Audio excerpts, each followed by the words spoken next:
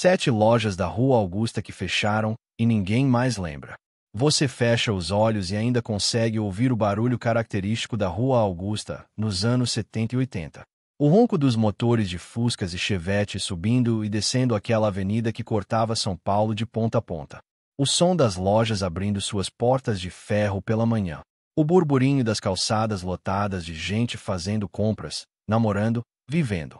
A Rua Augusta que você conhecia era o coração pulsante da cidade, o lugar onde tudo acontecia, onde estar era ser paulistano de verdade.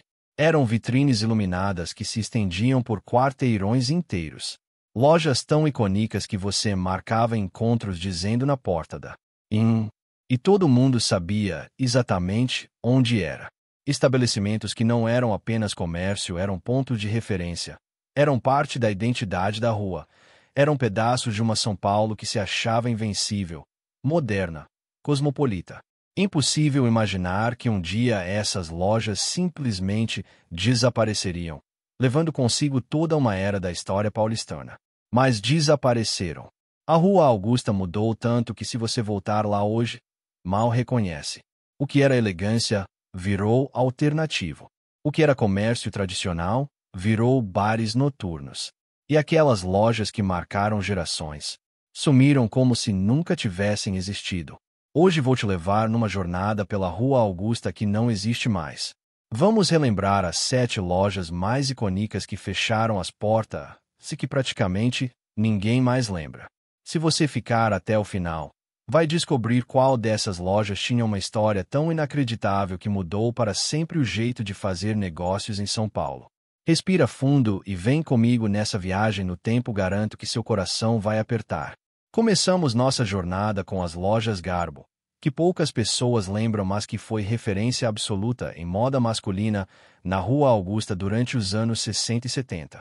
O nome era uma homenagem à atriz Greta Garbo, e a loja tinha exatamente aquela sofisticação hollywoodiana que o nome sugeria. As lojas Garbo ocupavam um sobrado elegante na Augusta, entre a Alameda Lorena e a Rua Adoc Lobo, bem no trecho mais nobre da rua. Você subia uma pequena escadaria e entrava num ambiente que parecia saído de um filme, paredes revestidas em madeira escura, iluminação suave, espelhos de corpo inteiro com molduras douradas, poltronas de couro para esposas esperarem enquanto os maridos provavam ternos. A especialidade da Garbo eram ternos sob medida e camisas importadas.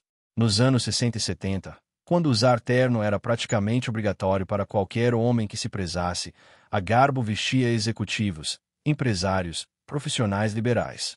Você entrava, era recebido por um vendedor de terno impecável, escolhia o tecido muitos importados da Inglaterra e Itália, tirava medidas com um alfaiate profissional e voltava 3 semanas depois para buscar seu terno feito exatamente para seu corpo. O atendimento era de outro nível. Champanhe ou whisky eram oferecidos enquanto você escolhia tecidos. O alfaiate conversava sobre os detalhes quanto os botões no paletó, se queria abertura lateral ou central, largura da lapela, estilo dos bolsos. Era uma experiência de luxo acessível à classe média alta paulistana. Mas nos anos 80, o mundo mudou.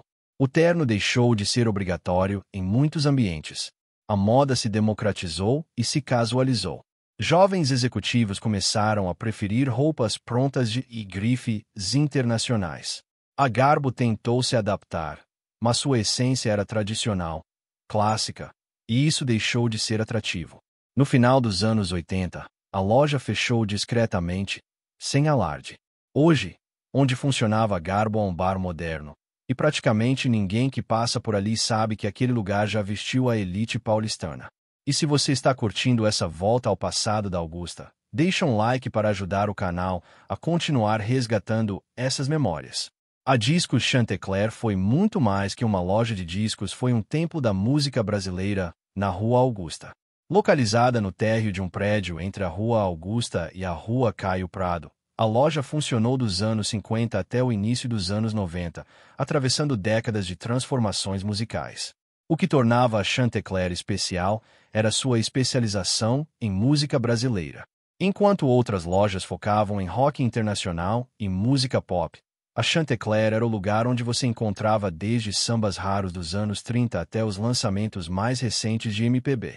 Tinha uma seção inteira dedicada à música regional forró, baião, chorinho, samba de raiz, bossa nova. Era frequentada por músicos profissionais, pesquisadores, colecionadores sérios. Os donos eram irmãos apaixonados por música que conheciam pessoalmente a maioria dos artistas brasileiros. Tinham histórias incríveis para contar de quando Cartola passou na loja, de quando Elis Regina comprou seus próprios discos ali, de quando Vinícius de Moraes ficou horas conversando sobre bossa nova. A loja tinha fotos autografadas de praticamente todos os grandes nomes da música brasileira nas paredes. A Chantecler tinha um sistema único de encomendas. Se você procurava um disco raro, específico, que não estava mais sendo prensado, eles tinham uma rede de contatos que conseguia achar coisas impossíveis. Colecionadores do Brasil inteiro encomendavam discos através da Chantecler. Chegavam cartas de todas as cidades pedindo aquele samba obscuro dos anos 40, aquele baião gravado por um artista desconhecido. Aos sábados, a Chantecler virava ponto de encontro de músicos. Era comum ver gente famosa por ali: Paulinho da Viola, Chico Buarque, Caetano Veloso quando estava em São Paulo. Eles iam não apenas comprar, mas para conversar sobre música, trocar indicações, ouvir novidades. Tinha uma poltrona no canto onde os clientes podiam sentar e ouvir discos inteiros antes de decidir comprar. Mas com a chegada dos CDs nos anos 90, e principalmente a crise da indústria fonográfica, a Chantecler não resistiu. Fechou em 1993, e com ela se foi um dos últimos redutos da música brasileira tradicional, na Augusta. Hoje funciona ali uma loja de roupas de fast fashion, e nenhum dos jovens que compram ali tem ideia de que estão pisando em solo sagrado da história musical brasileira. Aqui entramos num território de pura nostalgia vintage. A Casa Sloper foi uma das primeiras lojas especializadas em artigos esportivos de São Paulo, funcionando na Rua Augusta desde os anos 40 até meados dos anos 80. Para qualquer paulistano que praticava esportes naquela época, a Sloper era parada obrigatória. A loja ocupava um espaço generoso na Augusta, com 2 andares repletos de equipamentos esportivos de todos os tipos. No térreo, futebol, chuteiras, bolas, uniformes completos de todos os times brasileiros e de alguns internacionais. Subindo para o primeiro andar, você encontrava tênis, natação, atletismo, basquete, vôlei. Tinha até uma pequena seção de esportes radicais que começavam a surgir nos anos 70 e 80: skate, surf, alpinismo. O que tornava a Sloper especial era a expertise dos vendedores. Eram ex-atletas, técnicos, pessoas que realmente entendiam de esporte. Você não ia lá apenas comprar uma chuteira, o vendedor perguntava qual sua posição, que tipo de gramado você jogava, seu estilo de jogo, e então recomendava o modelo ideal. Era consultoria esportiva incluída na compra. A Sloper tinha exclusividade de importação de várias marcas internacionais. Nos anos 70, quando tênis de corrida de qualidade eram raros no Brasil, a Sloper importava Adidas e Puma originais da Alemanha. Quando o vôlei brasileiro começou a se destacar nos anos 80, a Sloper trouxe os primeiros joelheiras e calçados profissionais do Japão. Era o lugar onde atletas sérios compravam equipamento de verdade. A loja também tinha um serviço de personalização. Você podia encomendar uniformes completos para seu time de futebol de várzea, com escudo bordado, numeração nas costas, nome dos jogadores. Equipes inteiras de bairro eram equipadas pela Sloper. Em dias de jogos importantes, era comum ver times inteiros passando na loja para agradecer ou pedir conselhos sobre equipamentos. Mas nos anos 80, grandes redes especializadas em artigos esportivos começaram a surgir. A Centauro, que viria a dominar o mercado, oferecia preços mais competitivos e maior variedade. A Sloper, com seu modelo tradicional e familiar, não conseguiu competir. Fechou em meados dos anos 80, e com ela se foi aquele atendimento personalizado de quem realmente entendia de esporte. Hoje, onde funcionava a Sloper era uma loja de eletrônicos, e as novas gerações de esportistas paulistanos nem imaginam que ali já foi vendido o equipamento que vestiu alguns dos melhores atletas amadores da cidade. Compartilha esse vídeo com aquele amigo que também frequentava a Augusta. Vamos espalhar essas memórias juntos.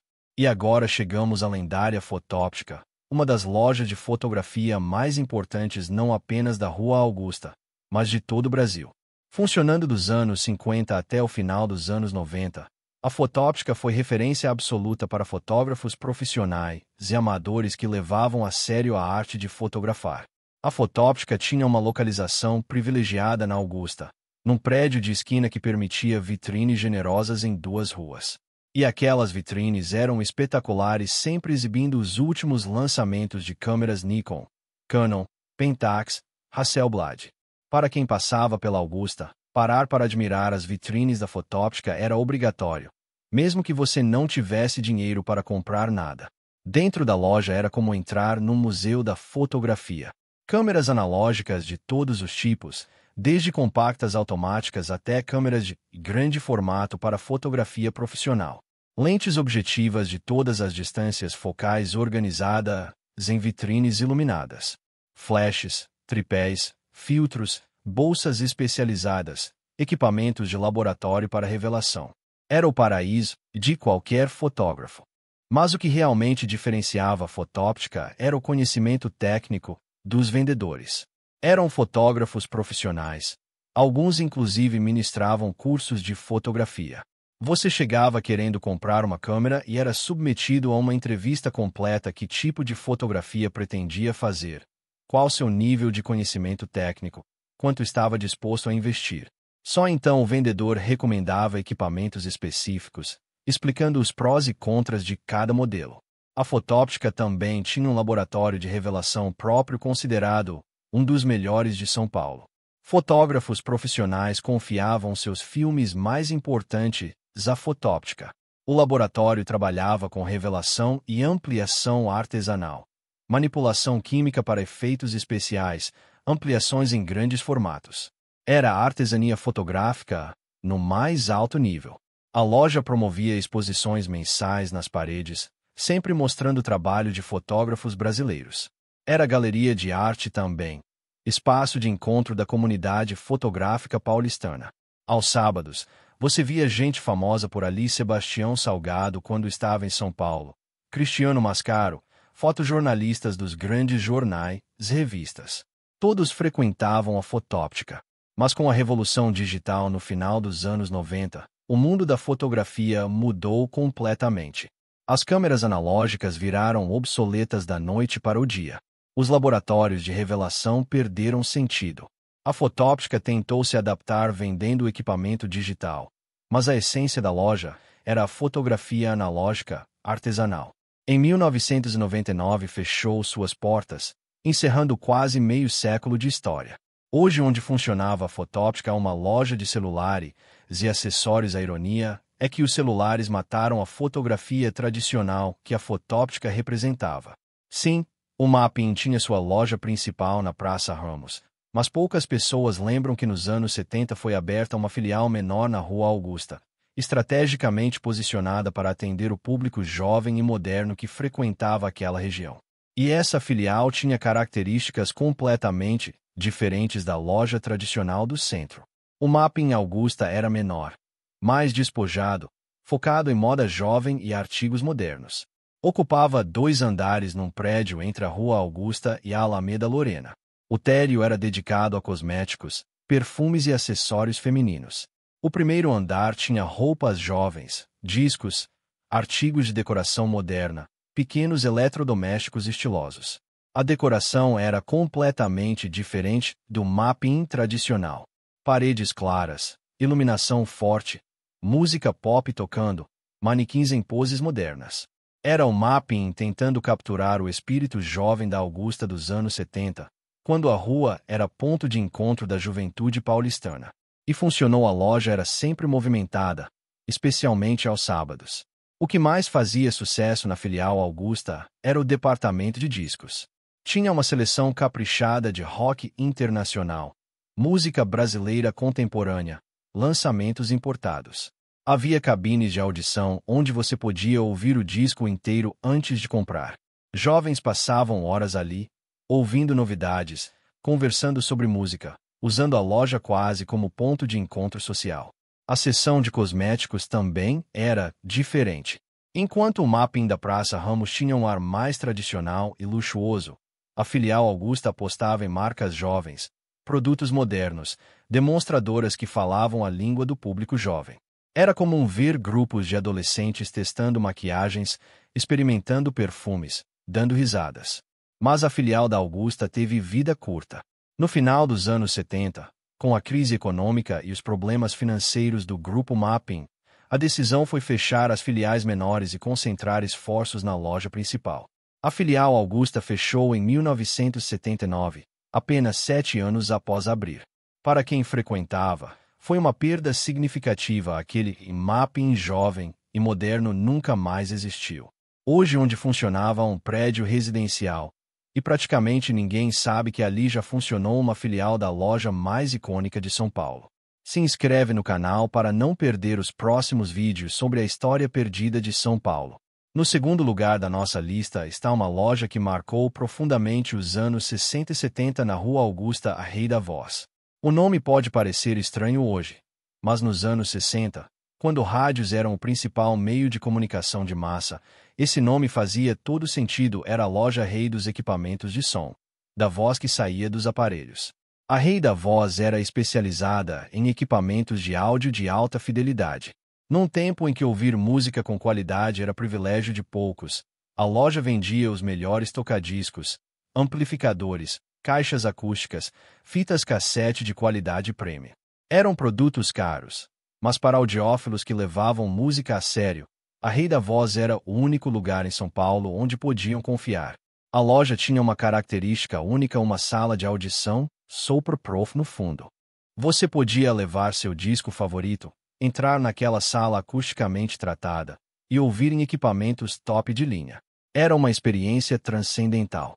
Muita gente descobria que nunca tinha realmente ouvido suas músicas favoritas até escutá-las na sala de audição da Rei da Voz. Os detalhes que apareciam, instrumentos que você nunca tinha percebido, a separação estéreo perfeita era revelador. Os vendedores eram técnicos especializados em áudio. Falavam de impedância, resposta de frequência, distorção harmônica, relação sinal-ruído, termos que soavam como grego para leigos, mas que faziam total sentido para quem entendia. Eles montavam sistemas completos personalizados, explicando por que aquela combinação específica de amplificador com aquelas caixas acústicas produziria o melhor som possível dentro do orçamento do cliente. A Rei da Voz também fazia instalações residenciais. Iam até a casa do cliente, analisavam a acústica dos ambientes, planejavam o posicionamento ideal das caixas, faziam a instalação profissional.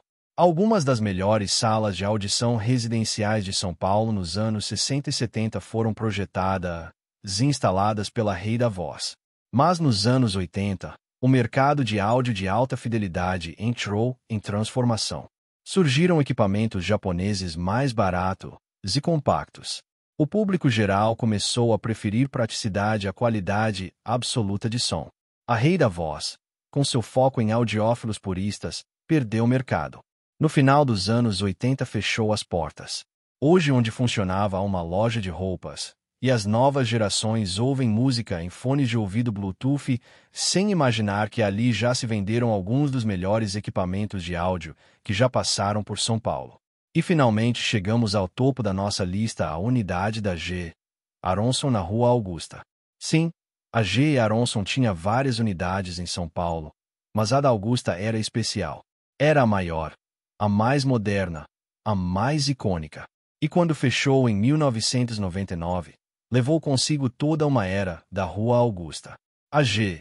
Aronson Augusta ocupava um prédio inteiro de 4 andares entre a Augusta e a Paulista. Aquele prédio com fachada modernista, todo envidraçado, era impossível de ignorar. À noite, com todos os andares iluminados, parecia um farol guiando as pessoas pela Augusta. E dentro, era o paraíso do consumo para a classe média paulistana. O térreo tinha eletrodomésticos, geladeiras Brastemp, fogões Daco, liquidificadores, batedeiras, ferros de passar. Sempre com dezenas de unidades ligadas, demonstrando funcionamento. O barulho era ensurdecedor, mas hipnotizante: liquidificadores batendo, batedeiras girando, TVs mostrando a mesma imagem em centenas de telas. Era teatro do consumo. O primeiro andar era moda roupas masculinas, femininas e infantis. Não eram roupas de grife, mas peças básicas de qualidade aceitável a preços acessíveis. Muita gente montava guarda-roupa inteiro na G. Aronson. E tinha o famoso crediário próprio que parcelava em muitas vezes, permitindo que famílias comprassem o que precisavam. O segundo andar tinha móveis e decoração. Jogos de sala completos, guarda-roupas, camas, estantes. Ambientes montados mostravam como ficaria na sua casa. Vendedores ajudavam a planejar, mediam espaços, sugeriam combinações. Para quem estava montando casa, a G. Aronson era parada obrigatória. Mas era no subsolo que estava a verdadeira magia a Gurilândia. Aquele departamento de brinquedos lendário que marcou a infância de gerações de paulistanos. Era tão importante que merecia um vídeo só para ele. Mas impossível falar da G. Aronson Augusta sem mencionar aquele subsolo mágico onde crianças se perdiam de tão grande, onde havia brinquedos de todos os tipos, onde demonstradores faziam truques e brincavam o dia inteiro. Aos sábados, a G. Aronson Augusta era formigueiro humano. Filas nos elevadores, gente circulando por todos os andares, vendedores atendendo simultaneamente vários clientes, caixas apitando sem parar. Era caótico, mas funcionava. Era a democratização do consumo, qualquer um podia entrar, olhar, sonhar, e se tivesse dinheiro ou crédito, comprar. Mas nos anos 90, tudo desmoronou. Má administração financeira, dívidas gigantescas, inadimplência alta após o Plano Real, concorrência de grandes redes nacionais. A G. Aronson entrou em agonia lenta. Tentaram reestruturar, venderam ativos, fecharam unidades menores. Mas não adiantou. Em 1999, decretaram falência. A unidade da Augusta foi lacrada. O prédio ficou vazio por anos, fantasmagórico, até ser vendido e transformado em outra coisa. Hoje, onde funcionava a maior G. Aronson de São Paulo, há um prédio comercial moderno. As novas gerações que passam por ali não fazem ideia de que estão caminhando onde ficava uma das lojas mais importantes da história do varejo paulistano. Não sabem que milhares de paulistanos compraram ali sua primeira TV, sua primeira geladeira, os brinquedos de Natal de toda a infância. A G. Aronson desapareceu da Augusta, mas na memória de quem viveu aquela época, permanece eternamente viva. E aí? Quantas dessas lojas você conheceu? Quantas memórias voltaram enquanto você assistia? A Rua Augusta mudou tanto que se tornou irreconhecível. O que era comércio tradicional virou bares e baladas. O que era elegante virou alternativo. O que era ponto de encontro de famílias virou reduto da juventude noturna. Mas para quem viveu os anos 60, 70 e 80, a Rua Augusta verdadeira é aquela que existia antes, cheia de lojas icônicas, cheia de vida diurna, cheia de famílias fazendo compras aos sábados. É aquela Augusta onde você marcava encontros, onde namorava, onde comprava seu primeiro terno, seu primeiro disco, seu primeiro brinquedo importante. São Paulo tem essa característica brutal de se reinventar constantemente, destruindo seu passado para construir seu futuro. As lojas fecham, os prédios mudam, as ruas se transformam. E em poucas décadas, é como se aquele passado nunca tivesse existido. Mas a gente não esquece. E vídeos como esse servem exatamente para isso, manter viva a memória de uma São Paulo que não existe mais, mas que formou quem somos hoje. Agora me conta nos comentários qual dessas lojas da Augusta você frequentava. Tem alguma história especial para compartilhar? Que outra loja da Augusta você sente falta? E principalmente você acha que a Augusta de hoje é melhor ou pior que a Augusta de antigamente? Se você gostou desse mergulho na Augusta perdida, deixa aquele like, se inscreve no canal ativando o sininho e compartilha com quem também viveu essa época. Semana que vem tem mais nostalgia paulistana te esperando aqui. E lembra, São Paulo que você viveu merece ser lembrada. Até a próxima viagem no tempo.